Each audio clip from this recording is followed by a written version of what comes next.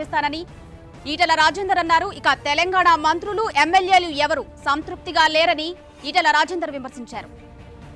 ఇక Etela Rajender press meet జరుగుతుండగానే తెరపైకి మరో భూ వివాదం. దేవరయాంజల్ సీతారామస్వామి భూములను ఈటెల ఆక్రమించారని ఆరోపణలు వెలువడ్డాయి. ఈ భూముల ఆక్రమణలపై 4 ఐఏఎస్లతో విచారణ కమిటీ ఏర్పాటు చేసినట్టు, వీలైనంత త్వరగా నివేదిక ఇవ్వాలని సీఎస్ సోమేష్ కుమార్ ఆదేశాలు ఇచ్చినట్టు తెలుస్తోంది. ఇక ఈటెల చుట్టూ ఉచ్చు బిగుస్తోంది.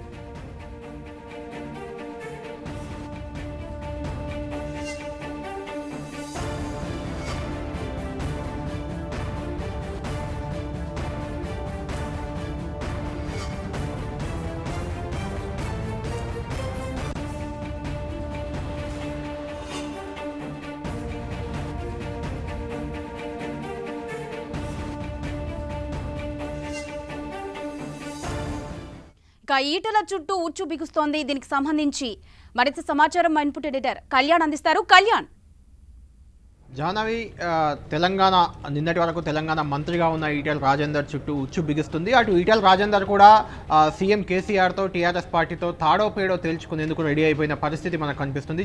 ఇంతసేపు చూసాం ఈటెల రాజేందర్ పత్రికా సమావేశం ఏర్పాటు చేశారు. ఈ వ్యవహారం ఏం జరిగింది, అసలు తన భూ ఆక్రమణకు సంబంధించి హకీంపేట కావచ్చు, అచ్చంపేట కావచ్చు, ఈ 2 గ్రామాల్లో ఈటెల రాజేందర్ అసైన్డ్ భూములను 66 ఎకరాల అసైన్డ్ భూములను ఆక్రమించారనే విచారణ నివేదికపై ఆయన ప్రధానంగా ఈ ప్రెస్ మీట్లో వివరణ ఇచ్చుకునే ప్రయత్నం చేశారు. దాంతోపాటు సీఎం కేసీఆర్పై తాడో పేడో తేల్చుకునేందుకు రెడీ అయిపోయిన పరిస్థితి కనిపిస్తుంది. పార్టీకి ఎమ్మెల్యే పదవికి కూడా ఈటెల రాజేందర్ రాజీనామా చేయబోతున్నారు. ఆ తర్వాత ఉప ఎన్నికలో బరిలోకి దిగే ఆలోచనలో ఆయన ఉన్నారు. దీనికి సంబంధించి ఇప్పుడు పత్రికా సమావేశం పూర్తయింది. కాసేపట్లో ఆయన తన సొంత నియోజకవర్గం కరీంనగర్ జిల్లా హుజురాబాద్ వెళ్ళబోతున్నారు. అక్కడ నాయకులు కార్యకర్తలతో సమావేశమై అక్కడ వారి అభిప్రాయాలు తీసుకున్న తర్వాత వారి సమక్షంలోనే ఈ రోజైనా రేపైనా తన రాజీనామాను ప్రకటించే అవకాశం ఉంది. ఎందుకంటే పార్టీలో ఇక కొనసాగే పరిస్థితి ఈటెల రాజేందర్కు ఎంత మాత్రం లేదు. ఎందుకంటే ఇప్పటికే ఆయన్ను శాఖ నుంచి తొలగించారు, ఆ తర్వాత మంత్రివర్గం నుంచి బర్తరఫ్ చేశారు. కాబట్టి పూర్తిగా పార్టీ నుంచి ఈటెల రాజేందర్ దూరం అయిపోయినట్లే మనం ఈరోజు పత్రికా సమావేశం తర్వాత తెలుసుకోవచ్చు. ఈ పత్రికా సమావేశంలో ఆయన కేసీఆర్పై నేరుగా కొన్ని వ్యాఖ్యలు చేశారు. కేసీఆర్ తలుచుకుంటే ఖచ్చితంగా తనను జైల్లో పెట్టిస్తారు, అరెస్ట్ చేస్తారు, అయినా తాను ఊరుకునేది లేదు, ఎన్ని రోజులు జైల్లో పెడతారు, న్యాయస్థానాలకు వెళ్తాను, పోరాడతాననే రకంగా కేసీఆర్ కూడా సమాధానం చెప్పే ప్రయత్నమే చేశారు. మరోవైపు మిగిలిన పక్షాలు అంటే ఇతర విపక్షాలు కానీ కొంతమంది తెలంగాణ సంఘాలు, తెలంగాణ నాయకులంతా కూడా ఈటెల రాజేందర్తో ఇప్పటికే 2-3 రోజులుగా టచ్లో ఉన్నారు. ఆయన్ను పార్టీ నుంచి బయటకు వస్తే ఖచ్చితంగా భుజాలకు ఎత్తుకొని ముందుకు తీసుకెళ్తామంటూ ఒక భరోసాను ఈటెల రాజేందర్కి ఇచ్చే ప్రయత్నం చేస్తున్నారు. ఇదంతా పత్రికా సమావేశంలో జరిగిన అంశం అయితే, ఆ పత్రికా సమావేశం జరుగుతుండగానే మరొక భూ వివాదం ఈటెల రాజేందర్కి సంబంధించి. అంటే ఈటెల రాజేందర్ కూడా ఇవన్నీ అంచనా వేసినట్లే మనకు అర్థమవుతుంది. ఎందుకంటే ఆయన పత్రికా సమావేశంలో కూడా ఈ దేవరయాంజలి భూములకు సంబంధించిన అంశాన్ని ప్రధానంగా ప్రస్తావించారు. ఎందుకంటే దేవరయాంజలి భూముల్లో కూడా ఈటెల రాజేందర్ దేవాలయ భూముల్లో, అంటే అది వివాదాస్పద భూములు అని చెప్పొచ్చు. ఎందుకంటే దేవాలయ భూములు అని ఉంది, దేవాలయ భూముల్లో చాలామంది రైతులతో పాటు ఈటెల రాజేందర్ ఉన్నారు. కాబట్టి వివాదాస్పద భూముల్లో ఈటెల రాజేందర్ బాగా వేసినట్లు ఆయనకు కూడా తెలుసు. కాబట్టి ఆ అంశాన్ని ప్రధానంగా తన పత్రికా సమావేశంలో కూడా ప్రస్తావించారు. దేవాలయాంజలి భూముల్లో తాను నిజంగా కూడా అది దేవాలయ భూములు కావా అనేది ప్రభుత్వం తేల్చాల్సిన అవసరం ఉందంటూ ఆయన వ్యాఖ్యలు చేశారు. అలా వ్యాఖ్యలు చేస్తున్న సందర్భంగానే ప్రభుత్వం ఒక ఆదేశాలు జారీ చేసింది. ఈ దేవరయాంజలి భూముల్లో ఈటెల రాజేందర్, నిన్నటి వరకు మంత్రిగా ఉన్న ఈటెల రాజేందర్ హుజురాబాద్ ఎమ్మెల్యే ఆక్రమించాడు, అక్కడ నిర్మాణాలు చేశాడు, ఇల్లీగల్గా అక్రమంగా నిర్మాణాలు చేశాడు. కాబట్టి అక్కడ ఆ భూములపై ఒక విచారణ కమిటీని తెలంగాణ ప్రభుత్వం ఏర్పాటు చేసింది. ఇందులో రఘునందన్ రావు పంచాయతీరాజ్ కమిషనర్ ఆయన నేతృత్వంలో, ఐఏఎస్ రఘునందన్ రావు నేతృత్వంలో ఈ కమిటీ ఏర్పాటైంది. ఇందులో నల్గొండ జిల్లా కలెక్టర్ ప్రశాంత్ జీవన్ పాటిల్, అదేవిధంగా మంచిర్యాల జిల్లా కలెక్టర్ భారతి హోలికేరి, మేడ్చల్ జిల్లా కలెక్టర్ శ్వేతా మహంతి, ఈ 3 కూడా సభ్యులుగా ఉన్నారు. అంటే 4 ఐఏఎస్లతో దేవరయాంజలి సీతారామచంద్రస్వామి దేవస్థానం భూములను ఈటెల రాజేందర్ కబ్జా చేశారు అనే ఆరోపణల మీద ఈ కమిటీ ఏర్పాటు చేశారు. వీలైనంత తొందరగా నివేదికను అందజేయాలని కూడా సీఎస్ సోమేష్ కుమార్ ఆదేశించిన పరిస్థితి ఇక్కడ మనకు కనిపిస్తుంది. ఇక్కడ ఎవరెవరు ఈ భూములను ఆక్రమించి ఉన్నారు, ఎవరి ఆధీనంలో భూములు ఉన్నాయి, దాదాపు అంటే పత్రికల్లో వచ్చిన కథనాల మేరకు, బయట జరుగుతున్న ప్రచారం మేరకు ఈ భూముల విలువ దాదాపు 1000 కోట్లు ఉంటుందని ఒక అంచనాకు వచ్చారు. 1000 కోట్ల విలువైన భూములను ఈటెల రాజేందర్ ఆక్రమించారనే ఒక ఆరోపణలు 2-3 రోజులుగా వస్తాయి. కొన్ని పత్రికల్లో కూడా దీనికి సంబంధించిన కథనాలు వచ్చాయి.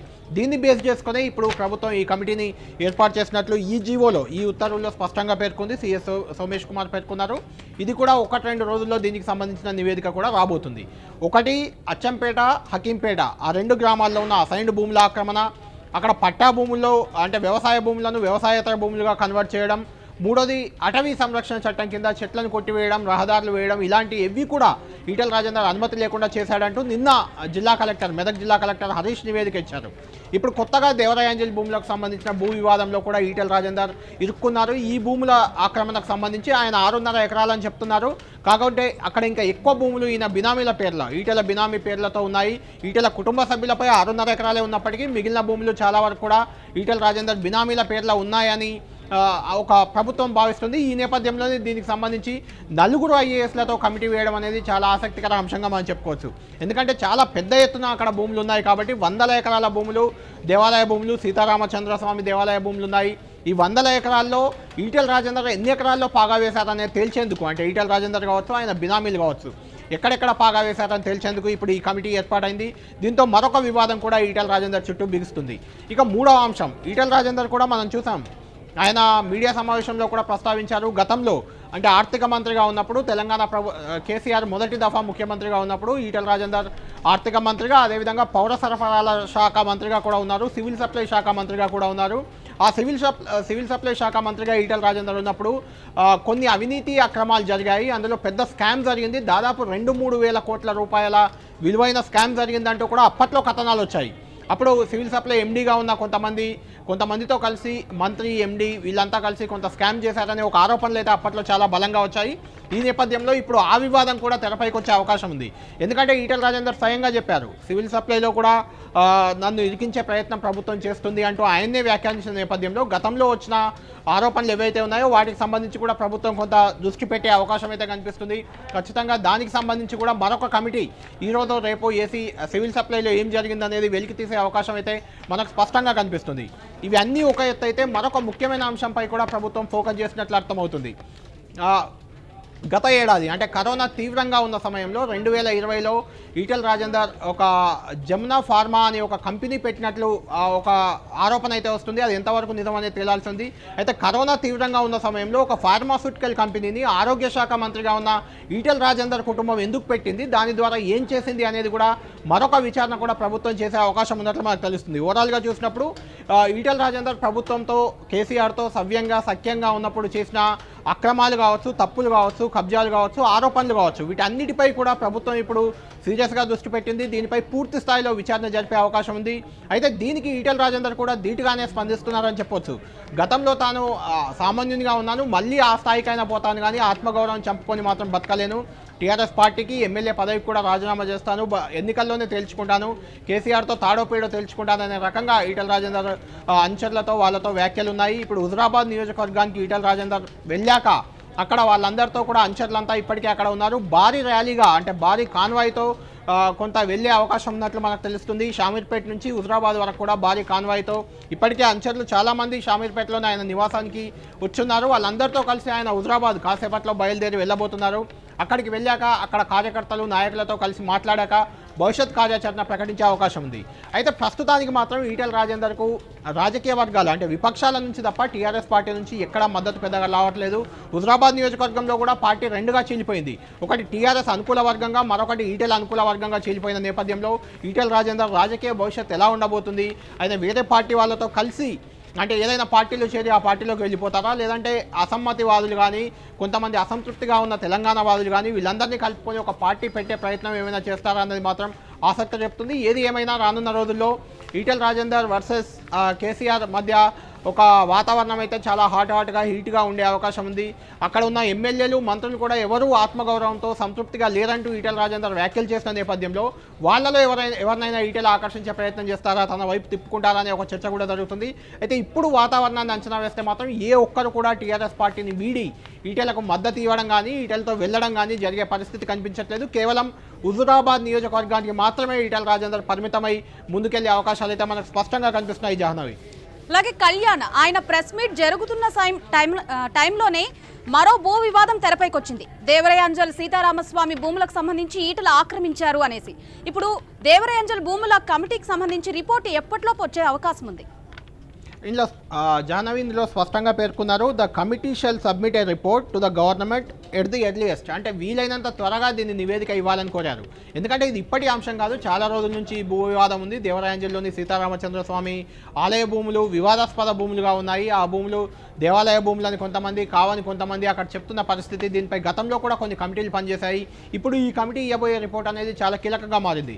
గతంలో కమిటీలు ఇచ్చిన రిపోర్ట్ కావచ్చు, ఇప్పుడు అక్కడ ఉన్న పరిస్థితిని కాబట్టి పరిస్థితిని అంచనా వేసి కానీ ఇచ్చే అవకాశం ఉంది. అయితే ఈటెల రాజేందర్ ఇందులో దేవరాయంజల్ భూముల్లో ప్రధానంగా చేసిన ఒక తప్పు ఏంటంటే, ఆయన ఎప్పుడో కొనుక్కొని ఉన్నప్పటికీ దీన్ని దేవాలయ భూములు అని నిర్ధారించిన సమయంలో కూడా దేవాలయ భూములుగా ఉన్నాయి అని తెలిసి కూడా అక్కడ ఒక నిర్మాణం జరిపారు. అక్కడ గోడౌన్లను నిర్మించారు. ఆ గోడౌన్లను కిరాయికి ఇచ్చినట్లు తెలుస్తుంది. అంటే ఇదంతా కూడా ఒక రకంగా ఇల్లీగల్గా చేసిన పరిస్థితే. దీనికి సంబంధించి ఇప్పుడు కమిటీ ఇచ్చే నివేదిక చాలా కీలకంగా మారబోతుంది. దీనికి సంబంధించి కూడా ఎండోమెంట్ యాక్ట్ ప్రకారం కూడా ఈటెల రాజేందర్పై ఖచ్చితంగా కేసు నమోదయ్యే అవకాశం ఉంది. 2-3 రోజుల్లోనే దీనికి సంబంధించిన నివేదిక ప్రభుత్వానికి చేరబోతుంది జాహ్నవి. అలాగే ఈటెలు కూడా అన్నారు, ఇప్పటి వరకు సీఎం కేసీఆర్ గానీ పార్టీకి సంబంధించి కానీ తనకు ఈ ఆరోపణలు వచ్చిన తర్వాత ఎటువంటి మద్దతు ఇవ్వలేదు అనేసి. సో ఇప్పుడు ఎవరైనా పార్టీలోంచి బయటకు వచ్చి ఆయనకి ఏమైనా మద్దతు ఇచ్చే అవకాశం ఉండొచ్చంటారా? జాహ్నవి, ప్రస్తుతం ఉన్న పరిస్థితుల్లో ఈటెల రాజేందర్కు ఎవరూ మద్దతు ఇచ్చే పరిస్థితి టీఆర్ఎస్లో లేదు. దానికి 2 ప్రధాన కారణాలు. ఒకటి, అధికార పార్టీ మరో 3 ఏళ్ల పాటు కూడా అధికార పార్టీగా ఉండబోతుంది. సీఎం కేసీఆర్ బలమైన నాయకుడిగా ఉన్నారు. మనం చూసాం, నిన్న మొన్న ఎమ్మెల్సీ ఎలక్షన్లలో టీఆర్ఎస్ పార్టీ క్లీన్ స్వీప్ చేసింది. నిన్న జరిగిన నాగార్జున సాగర్ ఎన్నికల్లో కాంగ్రెస్ పార్టీ సీనియర్ నేత జానారెడ్డి లాంటి వ్యక్తిని ఒక భగత్, కొత్తగా రాజకీయాల్లోకి వచ్చిన వ్యక్తి, ఆయన ఓడించాడు. ఈరోజు మున్సిపల్ ఎన్నికల ఫలితాలు మనం ఇప్పుడు చూస్తున్నాం, వస్తున్నాయి. 2 కార్పొరేషన్లు ఖమ్మం, వరంగల్, అదేవిధంగా మిగిలిన 5 మున్సిపాలిటీలో కూడా టీఆర్ఎస్ పార్టీ విజయం దిశగా ముందుకు పోతున్న పరిస్థితి. అంటే టీఆర్ఎస్ పార్టీ అనేది చాలా బలంగా ఉంది. ఈ పరిస్థితుల్లో ఎవరు కూడా కేసీఆర్ని కానీ టీఆర్ఎస్ పార్టీని కానీ కాదని బయటకు వెళ్ళే అవకాశం కనిపించట్లేదు. ఈటెల రాజేందర్కు టీఆర్ఎస్ పార్టీ పరంగా ఎలాంటి మద్దతు దక్కే అవకాశం లేదు. కేవలం హుజరాబాద్ నియోజకవర్గంలో కొంతమంది ఆయనకు దగ్గర అనుచరులు వాళ్ళు మాత్రమే, అంటే 2గా చెల్లిందని చెప్పొచ్చు. అక్కడ కొంత ప్రభావం ఈటెల రాజేందర్ది ఉంటుంది. మిగిలిన టీఆర్ఎస్ పార్టీ నాయకులను, టీఆర్ఎస్ పార్టీ కార్యకర్తలను కూడా ఈటెలతో వెళ్లకుండా కాపాడుకునేందుకు కూడా అక్కడ ప్రయత్నాలు జరుగుతున్నాయి. ఎందుకంటే ఇంతకుముందు, అంటే ఈటెల రాజేందర్ కంటే ముందు హుజరాబాద్ నియోజకవర్గాన్ని కెప్టెన్ లక్ష్మీకాంతరావు హుజరాబాద్ నుంచి ప్రాతినిధ్యం వహించారు. కెప్టెన్ లక్ష్మీకాంతరావుకు హుజరాబాద్ ప్రాంతంలో చాలా క్లీన్ ఇమేజ్ ఉంది. బలమైన నాయకుడిగా ఆయన కుటుంబానికి ఎప్పటి నుంచో పివి నరసింహారావు ప్రధానమంత్రిగా ఉన్నప్పటి నుంచి కూడా కెప్టెన్ లక్ష్మీకాంతరావు ఆయన కుటుంబానికి సన్నిహితుడు, బంధువు, ఆయన కుటుంబ సభ్యులందరికీ కూడా అక్కడ మంచి ఇమేజ్ ఉంది. కెప్టెన్ లక్ష్మీకాంతరావు కావచ్చు, ఆయన రాజేశ్వరరావు కొడుకు కిషన్ బాబు, సతీష్ బాబు కెప్టెన్ కొడుకు హుస్నాబాద్ ఎమ్మెల్యేగా ఉన్నాడు. వీళ్ళంతా హుజరాబాద్ నియోజకవర్గంలో గట్టి పట్టున్న కుటుంబం, పట్టున్న నాయకులు. కాబట్టి ఈటెల రాజేందర్ని ఎదుర్కోవడం టీఆర్ఎస్ పార్టీకి హుజరాబాద్ నియోజకవర్గంలో పెద్ద కష్టం కాదు. కాబట్టి ఎక్కువ మంది నాయకులు ఈటెల రాజేందర్తో వెళ్ళే అవకాశం అయితే ప్రస్తుతం కనిపించట్లేదు. అంటే రాష్ట్ర స్థాయిలో ఎవరు వెళ్ళే అవకాశం లేదు. హుజరాబాద్ నియోజకవర్గంలో కూడా పార్టీ చీలిపోయే అవకాశం ఉంది తప్పితే ఈటెల రాజేందర్ వైపే పూర్తిగా నాయకులంతా ఆయనకు మద్దతుగా ఉంటారని మనం చెప్పలేని పరిస్థితి అయితే ఉంది. చూడాలి ఈ పరిణామాలు ఏ రకంగా ముందుకు పోతాయి, ఏ రకంగా దీన్ని ఈటెల రాజేందర్ డీల్ చేయబోతున్నారు, కేసీఆర్ ఏ రకంగా డీల్ చేస్తారన్నది అయితే మనం చూడాల్సిన అవసరం ఉంది. మరొక రెండో అంశం ఏంటంటే, ఈటెల రాజేందర్పై వచ్చిన ఆరోపణలన్నీ కూడా అవి ఆరోపణలకే పరిమితం కావట్లేదు. ఎందుకంటే మనం చూసాం, హకీంపేట, అచ్చంపేట అక్కడ 66 ఎకరాల భూమి అసైన్డ్ భూములలో చెట్లు కొట్టిన విషయాన్ని ఆయన్ని అంగీకరించారు. రోడ్డు వేసుకోవడానికి వెళ్ళామని కూడా ఆయన్నే చెప్తున్నారు. ఆ సందర్భంగా కొన్ని తప్పులు జరిగాయని కూడా ఈటెల రాజేందర్ స్వయంగా ఒప్పుకుంటున్న పరిస్థితి. అంటే చిన్న తప్పు పెద్ద తప్పు అనేది పక్కన పెడితే తప్పే కాబట్టి ఖచ్చితంగా చట్ట ప్రకారం ఈటెల రాజేందర్పై వాల్టా చట్టం కావచ్చు, అసైన్డ్ ల్యాండ్ యాక్ట్ కావచ్చు, అదేవిధంగా అటవీ పరిరక్షణ చట్టం కావచ్చు, రెవెన్యూ రికవరీ యాక్ట్ కావచ్చు, ఇవన్నీ కూడా అకీంపేట, అచ్చంపేట భూముల వివాదంలో ఈ అన్ని యాక్ట్ల కింద కూడా ఈటెల రాజేందర్పై నేరుగా కాకపోయినా జమున హ్యాచరీస్పై ఆయన భార్య జమున, అదేవిధంగా కుమారుడు కూడా అందులో డైరెక్టర్లుగా ఉన్నారు. వాళ్ళపై ఖచ్చితంగా కేసులు నమోదవుతాయి, శిక్షించడం జరుగుతుంది. ఇప్పుడు దేవాలయాంజల్ భూములు, ఈ భూముల వివాదం కూడా దేవాదాయ శాఖ భూములను అని తేలితే ఖచ్చితంగా దేవాదాయ శాఖ భూముల యాక్ట్ ప్రకారం ఈటెల రాజేందర్పై నేరుగా చర్యలు తీసుకునే అవకాశం కూడా ఉండబోతుంది. దాంతోపాటు సివిల్ సప్లైలో జరిగిన కుంభకోణం, ఒకటి భారీ కుంభకోణం జరిగిందని చెప్తున్నారు. దానిపై కూడా ప్రభుత్వం ఖచ్చితంగా కొంత దృష్టి అయితే పెట్టింది. ఇటు ఫార్మా కంపెనీ, కరోనా సమయంలో ఫార్మా కంపెనీ పెట్టి ఎందుకు పెట్టాల్సి వచ్చింది అంటే గత ఏడాది ఈ ఫార్మా కంపెనీ పెట్టారు. అలా ఆ ఫార్మా కంపెనీతో ఆయన చేసింది ఏంటి, ఏ రకంగా అందులో కూడా ఏమైనా తప్పులు చేశారా, తప్పులు చేయడానికే ఫార్మా కంపెనీని ఏర్పాటు చేశారా, ఇలాంటి అంశాలన్నీ కూడా ఇప్పుడు తెరపైకి వస్తున్నాయి. అంటే స్పష్టంగా కొన్ని తప్పులు జరిగిన నేపథ్యంలో ఆయనకి ఏ రకంగా మద్దతు ఇవ్వాలనే పరిస్థితి కూడా తెలియని పరిస్థితి కొంత టీఆర్ఎస్ పార్టీలో కానీ విపక్షాల్లో కానీ. అంటే తప్పులు చాలామంది చేశారు, అందరిపై చర్యలు తీసుకోవాలనే డిమాండ్ ఓకే. అయితే తప్పులు చేసిన ఈటెల రాజేందర్పై చర్యలు తీసుకోవాలా వద్దా అనే దానిపై ఎవరు చెప్పలేని పరిస్థితి. అంటే ఈటెలపై చర్యలు తీసుకోవాలి, మిగిలిన నాయకులు మిగిలిన నేతలపై వచ్చిన ఆరోపణలపై కూడా విచారణ జరపాలనే డిమాండ్ విపక్షాల నుంచి వస్తుంది. కాబట్టి ఈటెల రాజేందర్కు పెద్దగా అంటే ఆయన చేసిన తప్పులకు సంబంధించిన అంశంపై టీఆర్ఎస్ పార్టీ నేతలు కూడా భిన్నాభిప్రాయాలు వ్యక్తం చేస్తున్న పరిస్థితి అయితే మనకు కనిపిస్తుంది. జాహ్నవి, చూడాలి ఇది ఏ రకంగా ముందు ఏ రకమైన పరిణామాలకు దారితీస్తుంది అనేది మనం వేచి చూడాల్సిన అవసరం ఉంది. జాహ్నవి, కళ్యాణ్, దేవరయాంజల్లో భూములు ఆక్రమించారు అంటున్నారు. ఇప్పుడు దేవరయాంజల్లో దేవాలయ భూములు ఎక్కడెక్కడ ఆక్రమణకు గురయ్యాయి? దీనికి సంబంధించిన మీ దగ్గర ఏమైనా సమాచారం ఉందా? దేవరాయాంజల్లో దాదాపు 1000 ఎకరాల భూములు, సీతారామచంద్ర స్వామి ఆలయానికి సంబంధించిన 1000 ఎకరాల భూములు ఉన్నాయి. దాదాపు 40-50 ఏళ్ల నుంచి కూడా ఆ భూములను సామాన్యులు, పేద ప్రజలు చాలామంది కూడా దానిలో సాగు చేసుకుంటున్న పరిస్థితి, దాన్ని ఉపయోగించుకుంటున్న పరిస్థితి. అంటే దేవాలయ భూములు కానీ, అసైన్డ్ భూములు కానీ కొంత నిరుపేదలు దాన్ని సాగు చేసుకున్నా, వాడుకున్నా ప్రభుత్వం చూసి చూడనట్లు వదిలేస్తుంది. కానీ ఆ భూములపై పెద్దలు గద్దల్లా రాబందుల్లా వాళ్తే మాత్రం ఖచ్చితంగా ప్రభుత్వం చర్యలు తీసుకునేందుకే ఎక్కువ మొగ్గు చూపుతుంది. అంటే చట్ట ప్రకారం నైతికత రెండూ ఉంటాయి. అక్కడ చట్ట ప్రకారం అయితే అందరి మీద చర్యలు తీసుకోవాల్సిన అవసరం ఉంది. నైతికంగా చూసినప్పుడు సామాన్యులు సాగు చేసుకుంటున్న భూముల్లో పెద్దలు వాళ్ళను అదిరించో, బెదిరించో, తక్కువ డబ్బులకు ఇచ్చో వాటిని కొనుక్కోవడం, వాటిలో తమ వ్యాపారాలు చేసుకోవడం, ఇలాంటి కార్యకలాపాలు చేయడాన్ని మాత్రం ప్రభుత్వం చాలా సీరియస్గా తీసుకుంటుంది. కాబట్టి ఇవి దేవాలయ భూములా కాదా? ఒకవేళ నిజంగా దేవాలయ భూములు అయితే ఇక్కడ ఈటెల రాజేందర్ కబ్జా చేసింది ఎంత? 1000 కోట్లు అనేది సామాన్యమైన విషయం కాదు.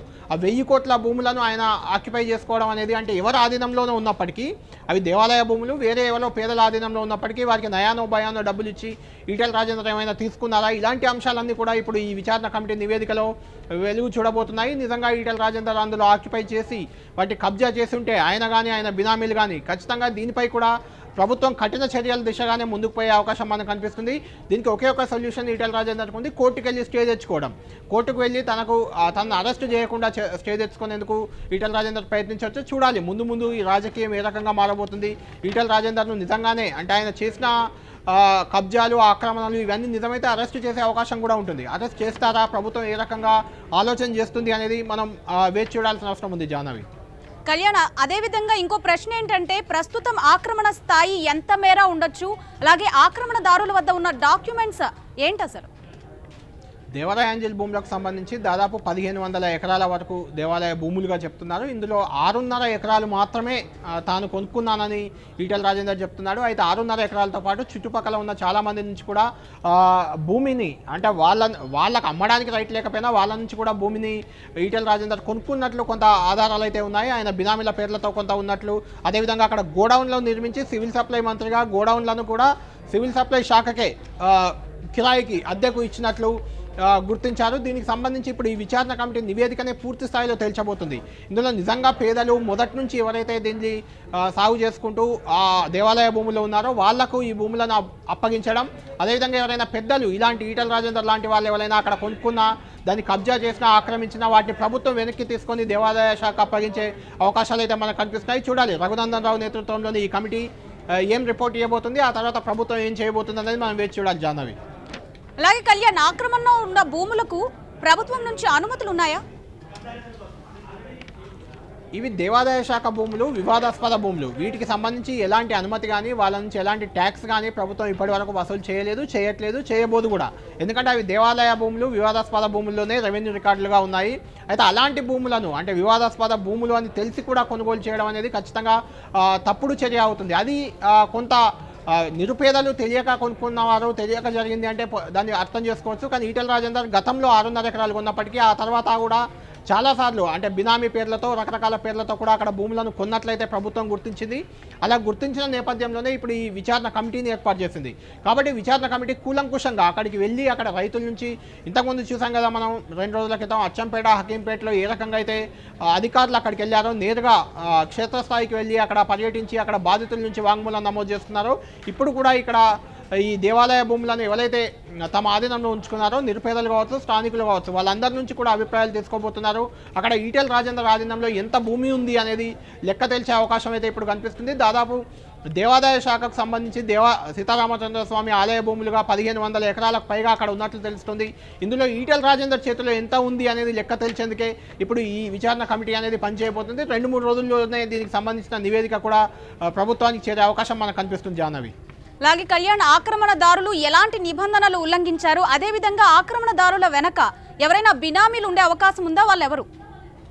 జాహ్నవి, ఖచ్చితంగా అంటే రాష్ట్ర వ్యాప్తంగా కూడా ఎక్కడైనా కూడా దేవాలయ భూములు అనేటివి దేవాలయ భూముల కింద ఉంటాయి. ఆ భూముల నుంచి వచ్చే ఆదాయం ఏదైనా కానీ దాన్ని సాగు చేసినా, కౌలుకి ఇచ్చినా, ఎవరికైనా ఇవ్వడానికి దేవాలయ శాఖ అవకాశం ఉంటుంది.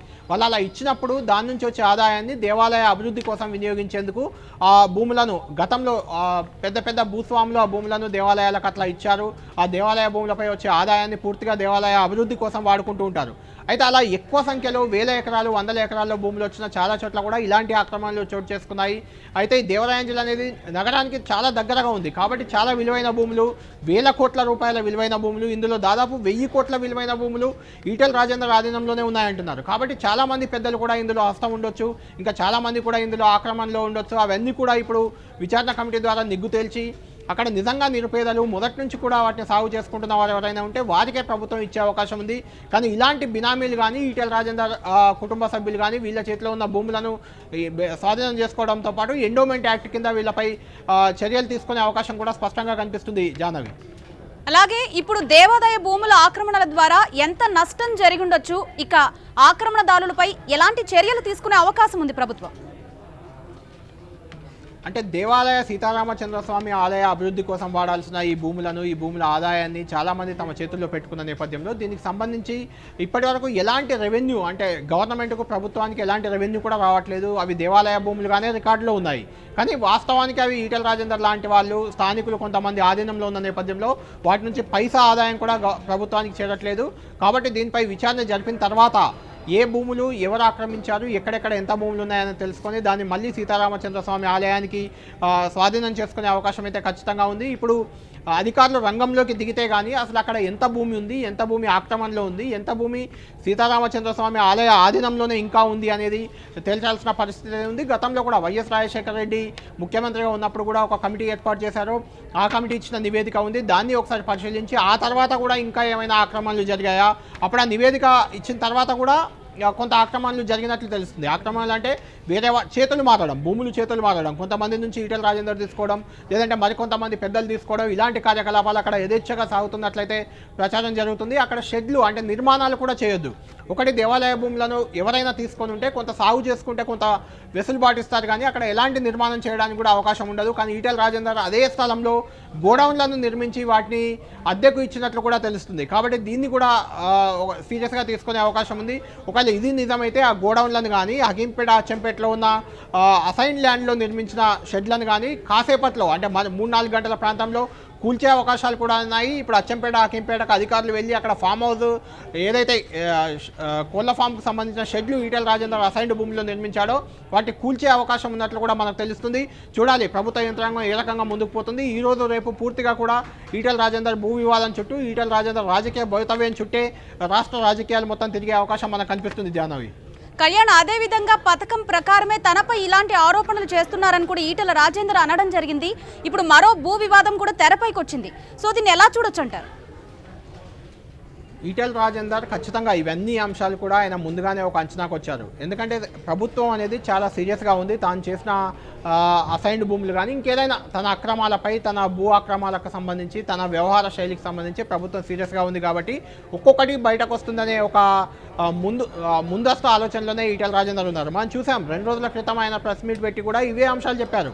దేవాలయ భూములు వస్తాయి, సివిల్ సప్లై భూములు, ఇలాంటి అంశాలన్నీ కూడా తెరపైకి వస్తాయంటూ ఆయన వ్యాఖ్యలు చేశారు. ఈరోజు ప్రెస్ మీట్లో కూడా అంటే దేవరాయంజల్ భూములకు సంబంధించి విచారణ కమిటీ ప్రభుత్వం వేయకముందే ఈటెల రాజేందర్ కూడా చెప్పుకున్నారు. అక్కడ 6.5 ఎకరాలు మాత్రమే తనకుంది, అది దేవాలయ భూమి, అక్కడ ఏమేం జరిగింది అదంతా కూడా చెప్పుకునే ప్రయత్నం చేశారు. అంటే ఇలాంటి అంశాలన్నీ వస్తాయని ఈటెల రాజేందర్ ముందే ప్రిపేర్ అయి ఉన్నారు.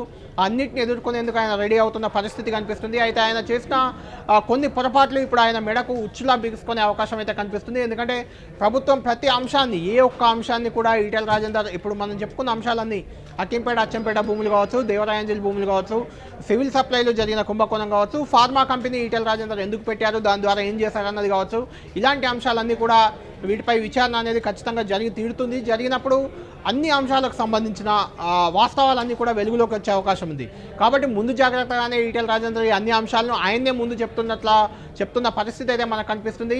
దీనిపై ఎలాగో ప్రభుత్వం ముందుకు పోతుంది కాబట్టి ముందే సంజాయిషి ఇచ్చుకునే ప్రయత్నం ఈటెల రాజేందర్లో మనకు కనిపిస్తుంది. కాబట్టి ఈటెల రాజేందర్ దీనిపై కోర్టుకు వెళ్ళి కోర్టును ఆశ్రయించి అరెస్టు చేయకుండా, చర్యలు తీసుకోకుండా తన ప్రయత్నం తాను చేసుకునే అవకాశం ఉంది. అయితే టీఆర్ఎస్ పార్టీకి ఎమ్మెల్యే పదవికి మాత్రం ఆయన రాజీనామా చేయక తప్పని పరిస్థితి నెలకొంది. మొదట్లో రాజీనామా చేస్తారని భావించారు, చేయలేదు. దాంతో ఆయన శాఖ తొలగించారు. ఆ తర్వాత అయినా రాజీనామా చేస్తారని ప్రభుత్వం భావించింది, చేయలేదు. ఆ తర్వాత మంత్రివర్గం నుంచి బర్తరఫ్ చేశారు. ఇప్పుడు ఆయనకు అనివార్యంగా మారిపోయింది. టీఆర్ఎస్ పార్టీకి ఎమ్మెల్యే పదవికి గుడ్ బై చెప్పక తప్పని పరిస్థితి ఉంది. కాబట్టి తాను తన నియోజకవర్గ నాయకులతో సమావేశమైన తర్వాత దీనికి సంబంధించి ఒక భవిష్యత్ కార్యాచరణను ఈటెల రాజేందర్ ప్రకటించే అవకాశం ఉంది. ఇటు ప్రభుత్వం కూడా అన్ని భూ కబ్జాలు కానీ, అవినీతి అక్రమాలు, ఆయన శాఖల్లో జరిగిన తప్పులు అన్నింటినీ కూడా వెలికి తీసి తవ్వి తీసే ఆలోచనలో ఉన్నట్లు మనకు స్పష్టంగా అర్థమవుతుంది. నిన్న ఒక కమిటీ, ఈరోజు ఒక కమిటీ, రేపు మరొక కమిటీ కూడా ఏర్పాటు చేసి మొత్తం విచారణను అంతా పూర్తి చేసి ఈటెల రాజేందర్పై బలంగా కేసులు నమోదు చేసే అవకాశం కూడా మనకు స్పష్టంగా కనిపిస్తుంది. జాహ్నవి, అలాగే ముఖ్యంగా రెండు విషయాలు ఇప్పుడు తెరపైకి వస్తున్నాయి కళ్యాణ్. ఒకటి అచ్చంపేట హక్కింపేట భూ వివాదం, మరొకటి ఇప్పుడు ప్రజెంట్ వచ్చింది దేవరాయ అంజల్ భూములకు సంబంధించిన వివాదం. ఈ రెండు వివాదాలకు సంబంధించి ఈటెల రాజేందర్ ఇప్పుడు నెక్స్ట్ ఏం చర్యలు, అంటే ఆయన నెక్స్ట్ ఏ స్టెప్ తీసుకునే అవకాశం ఉంది? ఈ రెండు అంశాలకు సంబంధించి కూడా ఇప్పటికే మెదక్ జిల్లా కలెక్టర్ హరీష్ ఇచ్చిన నివేదిక ఉంది. అచ్చంపేట హక్కింపేట భూములకు సంబంధించి 66 ఎకరాలు అసైన్డ్ భూములను ఈటెల రాజేందర్ ఆక్రమించాడంటూ ఆ నివేదికలో స్పష్టంగా పేర్కొన్నారు. అదేవిధంగా అక్కడ నిర్మాణాలు, అంటే రోడ్డు వేయడానికి కోసం ఎలాంటి అనుమతులు లేకుండా భారీ వృక్షాలను నేలమట్టం చేశారు. ఇది కూడా అటవీ సంరక్షణ చట్టం ప్రకారం నేరంగా చెప్తున్నారు. దాంతోపాటు వ్యవసాయ భూములను వ్యవసాయేతర వినియోగానికి వాడుతున్నారని కూడా ఆ నివేదికలో పొందుపరిచారు. అయితే దాన్ని ఈటెల రాజేందర్ తప్పుపట్టారు. పౌల్ట్రీ అనేది కూడా వ్యవసాయ రంగానికి సంబంధించిందే, దాన్ని నాలా కన్వర్షన్ యాక్ట్ దానికి పనిచేయదు అని చెప్తున్నారు. అయితే పౌల్ట్రీ కాకుండా రోడ్ల నిర్మాణం, ఇలాంటి కార్యకలాపాలు కొన్ని చేశారు కాబట్టి దాన్ని వ్యవసాయేతర వినియోగంగా నివేదికలో పేర్కొన్నట్లు అధికారులు చెప్తున్నారు. ఏదేమైనప్పటికీ అన్ని అంశాలపై కూడా ఈటెల రాజేందర్ ఒక వివరణ ఇచ్చుకునే ప్రయత్నం చేశారు. దానికి సంబంధించి కోర్టుకు వెళ్ళి కోర్టును ఆశ్రయించే అవకాశం అయితే ఉంది. ఈ అన్ని సెక్షన్ల కింద revenue recovery act, assigned land act, దాంతోపాటు నాలా కన్వర్షన్ యాక్ట్, ఇవన్నీ అటవీ సంరక్షణ చట్టం, ఈ అన్ని చట్టాల కింద కూడా ఈటెల రాజేందర్పై కేసులు నమోదు చేసేందుకు ప్రభుత్వం సిద్ధమవుతుంది. దీనిపై స్టే తెచ్చుకునేందుకు ఈటెల రాజేందర్ రెడీ అవుతున్నారు. దాంతోపాటు ఇప్పుడు దేవరాయ అంజలి భూముల వివాదం కూడా తెరపైకి వచ్చిన నేపథ్యంలో దీనిపై ప్రభుత్వం ఇచ్చిన నివేదిక ఆధారంగా ఏ రకంగా ముందుకెళ్లాలి, కేవలం ఈటెల రాజేందర్ ముందున్న ఒకే ఒక ఆప్షన్ న్యాయస్థానాలు ఆశ్రయించడం, న్యాయస్థానాల ద్వారా స్టే తెచ్చుకోవడం, న్యాయస్థానాల ద్వారా ప్రభుత్వంపై పోరాటం చేయడం, ఆ దిశగానే ఈటెల రాజేందర్ సిద్ధమవుతున్నారు. పార్టీకి మాత్రం ఆయన దూరం అయ్యే అవకాశాలు స్పష్టంగా కనిపిస్తున్నాయి. అది ఈ రోజా రేపా అనేది తేలాల్సి ఉంది.